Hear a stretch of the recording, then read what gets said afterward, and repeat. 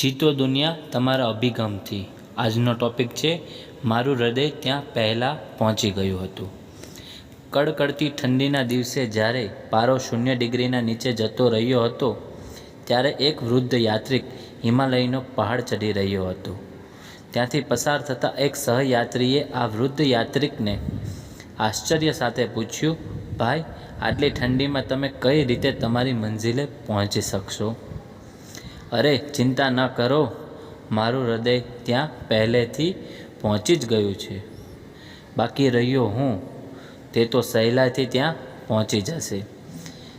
યાદ રાખજો, આપણા સૌમાં વિઘ્નોને પાર કરી જવાની અખૂટ શક્તિ પડેલી હોય છે, જે આપણને સફળતા તરફ દોરી જાય છે।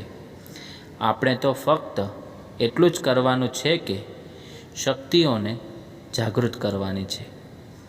આ માટે આપણને આપણા પોતાનામાં શ્રદ્ધા હોવી જરૂરી છે। જો વિડીયો ગમે તો લાઈક કરજો, શેર કરજો અને સબસ્ક્રાઈબ કરજો।